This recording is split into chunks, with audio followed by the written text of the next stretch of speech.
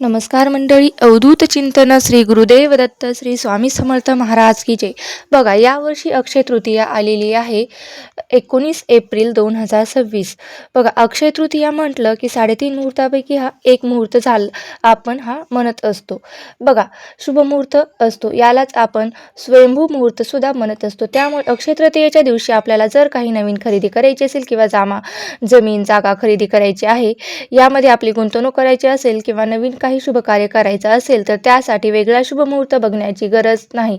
आपण दिवसभरात कोणत्याही वेळेत ही कामं करू शकतो. अक्षय तृतीयेच्या दिवशी भगवान श्री हरी, विष्णू, माता लक्ष्मी, त्याचबरोबर आपल्या घरातील ज्या व्यक्ती निधन पावलेले आहेत, ज्यांना आपण पितर किंवा पूर्वज म्हणतो, तर त्यांची सुद्धा पूजा करण्याची पद्धत आहे, त्यांना नैवेद्य दाखवण्याची सुद्धा पद्धत आहे. अजून काही सांगायचं झालं तर अक्षय तृतीयेच्या दिवशी स्नान, दान, जप, तप इत्यादी कर्मांना सुद्धा विशेष महत्त्व दिलेले आहे. बघा, म्हणजे अक्षय तृतीया हा एक खूप महत्त्वाचा आणि शास्त्रयुक्त पद्धतीने साजरा करण्याचा सण आहे. आणि बघा, तसंच आपण आजच्या व्हिडिओमध्ये बघणार आहोत की अक्षय तृतीयेचा कलश कसा भरावा, शास्त्रशुद्ध पद्धतीने कसा भरावा, त्याची विधिवत पूजा कशा करावी, उत्तर पूजा कशी करावी, अगदी सविस्तर माहिती आपण आजच्या व्हिडिओमध्ये पाहणार आहोत.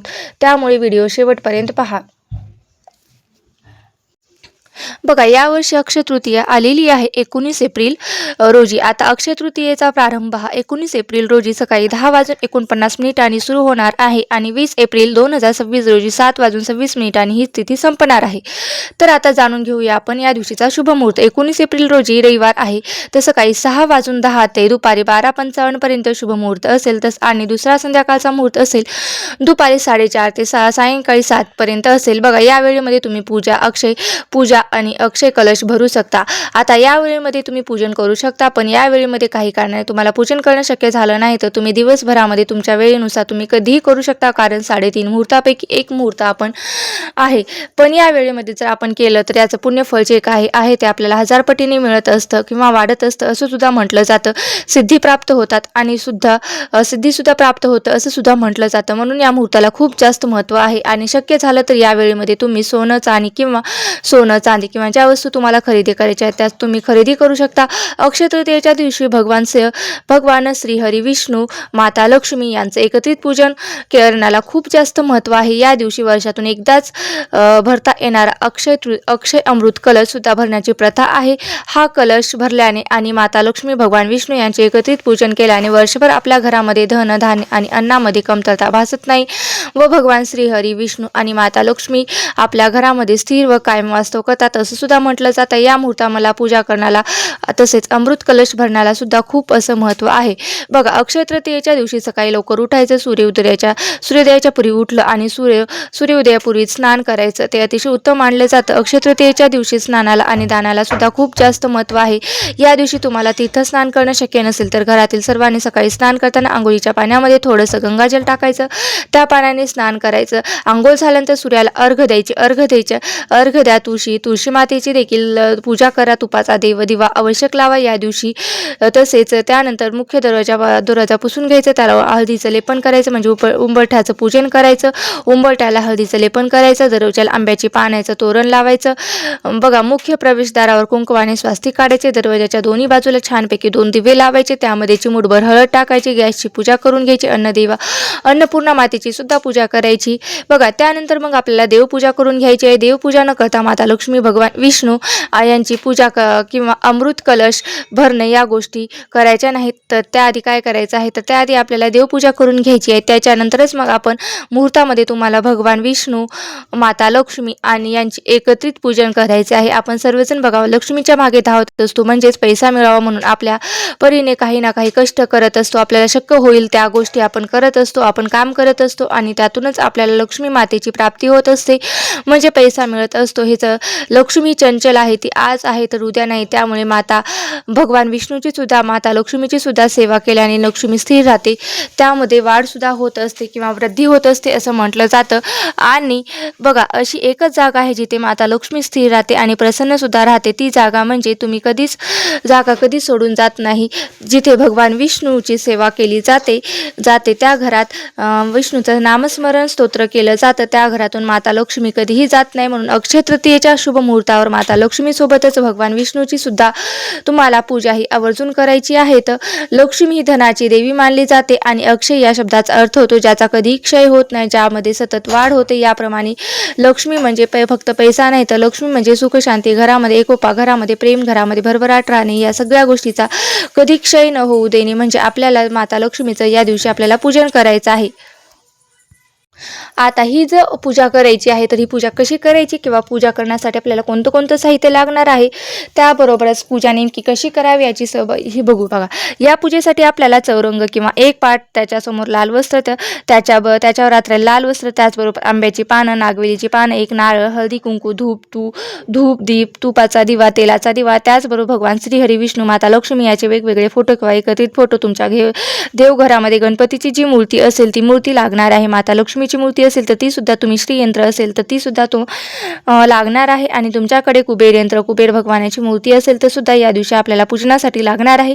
एक तांब्या म्हणजे तांब्याचा कलश मांडण्यासाठी लागणार आहे आणि एक तांब्याचा कलश तुम्हाला भरण्यासाठी लागणार आहे. बघा, या दिवशी माता लक्ष्मीचं पूजन करण्यासाठी देवघराच्या आजूबाजूला किंवा तुमच्या घरामध्ये जिथे कुठे जागा आहे तिथे ती जागा सुरुवातीला स्वच्छ करून घ्यायची आहे. त्या जागेवर एक स्वास्तिक काढायचं आहे, त्यावर हळद कुंकू अर्पण करायचं आहे, त्यावर एखादा चौरंग किंवा पाट ठेवायचा आहे. या चौरंगावर एक लाल वस्त्र अंथरून घ्यायचं आहे, त्यावर माता लक्ष्मीचा, भगवान श्री हरी विष्णूचा एकत्रित फोटो असेल तर तो ठेवायचा आहे, वेगवेगळा असेल तर तोही चालेल. भगवान विष्णूंचा फोटो नाही तर तुमच्याकडे सत्यनारायण भगवानाचा फोटो असेल तर तोही ठेवला तरी चालेल. सुरुवातीला दिवा लावून घ्यायचा, दीप प्रज्वलित करून घ्यायचा, दिव्याला हळद कुंकू वगैरे लावून घ्यायचं, फुलं फळ अर्पण करायचे, नमस्कार करायचं. त्यानंतर आपल्याला कलश मांडून घ्यायचा आहे. फोटोच्या डाव्या बाजूला थोडीशी तांदळाची रास टाकायची, त्यावर हळदी कुंकू अर्पण करायचं, त्यावर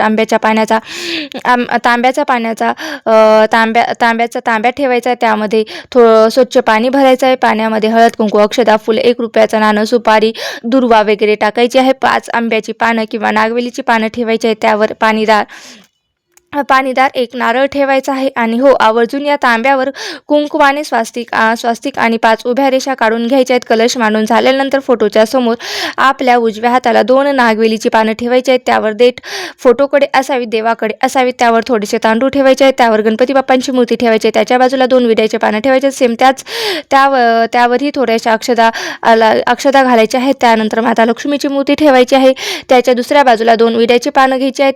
तुमच्याकडे जर श्रीयंत्र असेल तर श्रीयंत्र ठेवायचं, परत त्याच्या 2 बाजूला विड्याची पानं घ्यायची आहेत. आणि तुमच्याकडे कुबेर यंत्र असेल तर असेल किंवा नसेल तर कुबेर मूर्ती असेल तर ती सुद्धा तुम्ही ठेवून घ्यायची. यांच्यापैकी कोणतीही मूर्ती नसेल तर तुम्ही सुपारी ठेवू शकता आणि सगळ्या देवांच्या सुपारी भगवान म्हणून तुम्ही ठेवले आहेत म्हणून चालू शकतं. यानंतर तुम्हाला जर हवं असेल तर तुम्ही 5 सप्तधान्य छोट्या छोट्या बोळक्यामध्ये किंवा छोट्या छोट्या वाट्यामध्ये ठेवलं तरीही चालतं किंवा फक्त मूर्ती यांचे पूजन केलं तरीही चालतं. सुरुवातीला संकल्प करायचा आहे. संकल्पामध्ये माता लक्ष्मी, भगवान विष्णू यांना आमच्या घरामध्ये स्थिर राहावे आणि कायम वास्तव करावं. घरात धन, धान्य, ऐश्वर्याची भरभराट व्हावी.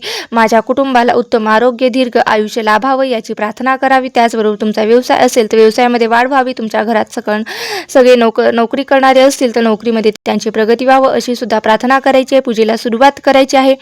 सुरुवातीला गणपती बाप्पांची मूर्ती तामणामध्ये घ्यायची आहे, त्यांना अभिषेक घालून घ्यायचा आहे. सुरुवातीला स्वच्छ पाण्याने, नंतर पंचामृताने आणि परत स्वच्छ पाण्याने स्वच्छ पुसून जागेवर ठेवायचे आहे. हळद कुंकू अक्षदा अर्पण करायचे आहेत. दुर्वा मिळाल्या तर दुर्वा सुद्धा अर्पण करायचे. गुळ खोबऱ्याचा नैवेद्य दाखवायचा. त्याच्यानंतर माता लक्ष्मीच्या मूर्तीला स्नान घालायचं आहे, नंतर श्रीयंत्राला स्नान घालायचं, नंतर कुबेर यंत्राला स्नान करायचं आणि कुबेर भगवानांची मूर्ती असेल तर त्यांना सुद्धा स्नान घालून जागेवर ठेवून घ्यायचं, त्याचं हे पूजन करायचं.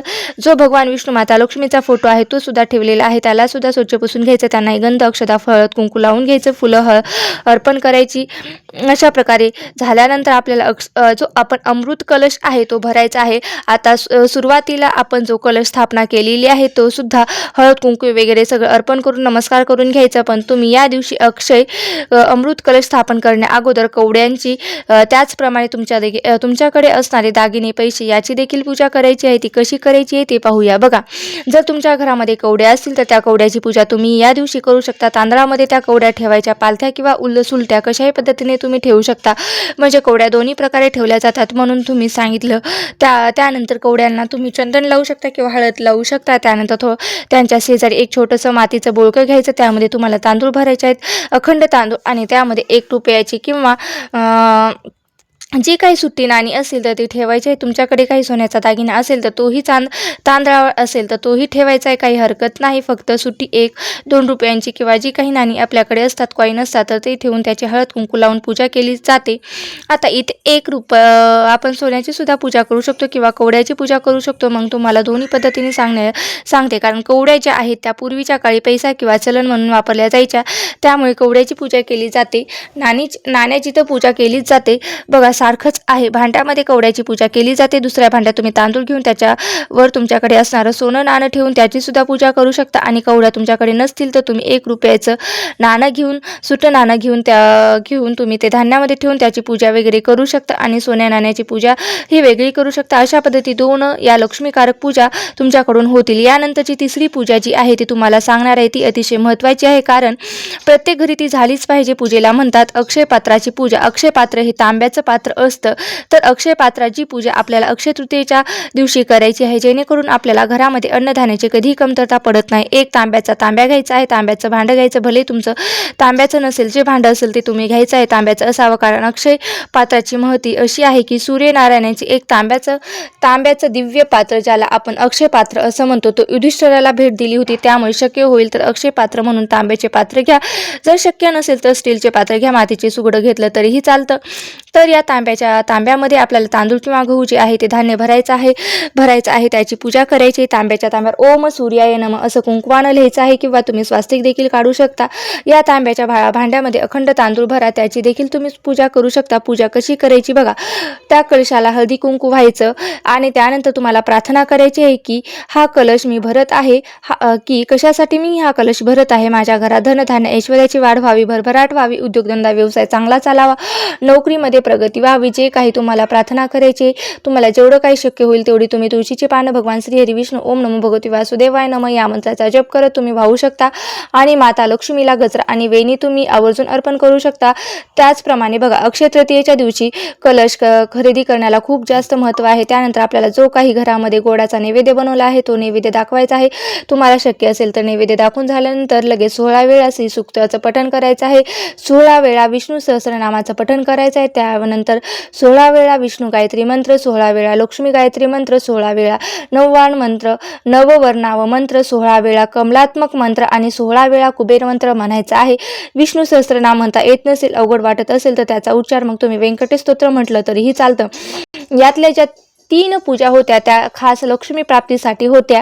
एक तर सोन्या नाण्याची पूजा, 1 रुपयाची पूजा जी काही नाणी होती किंवा ती सुट्टी नाणी आहेत 1 पैशाचं स्वरूप म्हणून, आणि एक जी होती ती कवड्याची पूजा. या 3 पूजा होत्या लक्ष्मी प्राप्तीसाठी. त्याचबरोबर अक्षय पात्राची पूजा यासाठी होती आपल्या घरामध्ये अन्नधान्य सदैव अक्षय राहावं, कधीही कुणावर उपासमारीची वेळ येऊ नये, अन्नधान्याने भरलेलं आपलं घर राहावं, यासाठी अक्षय पात्राची पूजा या दिवशी केली जाते. तुम्हाला अक्षय पुण्य प्राप्त झाल्याशिवाय राहणार नाही आणि त्याचे अनुभव सुद्धा हळूहळू तुम्हाला नक्कीच येतील.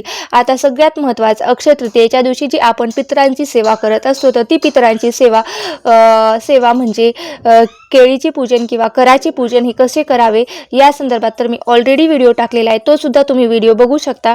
आता नंतर काय करायचं आहे की अक्षय पात्राची पूजा सकाळच्या वेळेत काही गडबडीत वगैरे असते, सेवा करणं शक्य झालं नाही तर तुम्ही दिवसभरामध्ये तुमच्या वेळेनुसार तुम्ही कधीही करू शकता, किंवा सायंकाळी दिवे लागण्याच्या वेळी सुद्धा तुम्ही, माता लक्ष्मी आपल्या घरात येण्याच्या वेळी सुद्धा तुम्ही ही सेवा केली तरीही चालतं.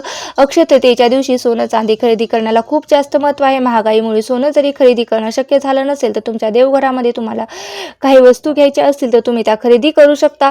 अक्षय तृतीयेची जी काही सकाळची पूजा केलेली आहे ती दिवसभर रात्रभर तशीच राहू द्यायची. अक्षय तृतीयेच्या दिवशी सकाळी स्नान वगैरे झाल्यानंतर आपल्याला अक्षय तृतीयेच्या दुसऱ्या दिवशी सकाळी स्नान वगैरे झाल्यानंतर आपल्याला उत्तर पूजा करून घ्यायची आहे. उत्तर पूजा करताना सुरुवातीला काय करायचं आहे तर सुरुवातीला अगोदर आपल्याला सर्वात आधी दिवा लावायचा आहे. त्यानंतर साखरेचा किंवा दूध साखरेचा नैवेद्य दाखवायचा आहे. खडी साखर दाखवून घ्यायची. माता लक्ष्मीला परत प्रार्थना करायची की माझ्या घरामध्ये तू स्थिर राहा, पूजेमध्ये काही चूकबूक झाली असेल तर त्यासाठी आपल्याला क्षमा प्रार्थना स्तोत्र सुद्धा करायचं आहे. सगळ्या मूर्ती वगैरे सगळं जागेवर ठेवून घ्यायचं आहे. बघा, सोनं, चांदी, नाणे जे आहे ते आपण वापरामध्ये घ्यायचे आहेत. हवं असेल तर ते नाणे तुम्ही तुमच्या तिजोरीमध्ये एक लाल पोटलीमध्ये बांधून तसंच ठेवू शकता.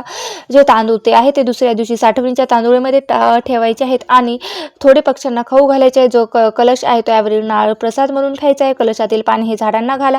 फक्त तुळशीला सोडून तुम्ही इतर कोणत्याही झाडांना घालू शकता. फुले, पाणी आहे ते निर्मल्यामध्ये टाका.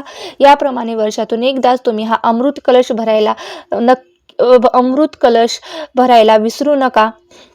बघा, या दिवशी तुम्ही आपली जी घोड्याची फ्रेम असते, घोड्याची प्रतिमा असते, 5 घोडे असतील किंवा 7 घोडे असतील तर उगवता सूर्य आणि 7 घोडे यांची प्रतिमा मिळते तर ती तुम्ही तुमच्या घरामध्ये लावू शकता. सूर्य उगवतो त्या दिशेला घोड्याचं तोंड आलं पाहिजे अशा पद्धतीने तुम्ही प्रतिमा लावू शकता किंवा मग दक्षिण दिशेला तोंड जाणार नाही या एवढी काळजी घेऊन तुम्ही ती फ्रेम लावू शकता. तुमच्या घराची कशी वेगाने प्रगती होते याचा अनुभव नक्कीच तुम्हाला येईल. तर या दिवशी तुम्ही तुमच्या देवघरासमोर म्हणा की तुमच्या मुख्य दरवाजामध्ये म्हणा गोपद्माची रांगोळी काढायला विसरू नका. या दिवशी कोणालाही कर्ज देऊ नका किंवा कुणाकडून कर्ज घेऊ सुद्धा नका.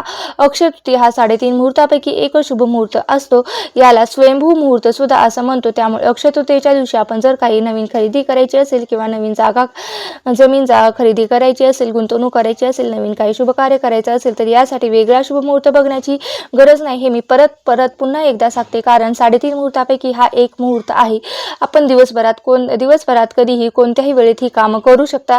तर अक्षय तृतीयेच्या सगळ्यात महत्त्वाची सेवा वर्षातून एकदाच केली जाणारी ही सेवा तर सर्वांनी ही सेवा नक्की करा व या सेवेचा लाभ घ्यावा. म्हणजे ही सेवा जास्तीत जास्त करून तुमच्या घरात धनधान्य सुख समृद्धी यावी अशीच मी प्रार्थना करते. तसेच तुम्हाला ही माहिती कशी वाटली, जर माहिती आवडली असेल तर नक्की लाईक करा आणि इतरांसोबत शेअर करा. आणि तुम्हाला जर हा व्हिडिओ आवडला असेल तर नक्की लाईक करा, शेअर करा आणि चॅनलवरती नवीन असाल तर सबस्क्राईब करायला मात्र अजिबात विसरू नका. आणि हा व्हिडिओ मी शेवटपर्यंत पाहिला असेल अशी आशा करते. धन्यवाद. श्री स्वामी समर्थ. जय जय स्वामी समर्थ.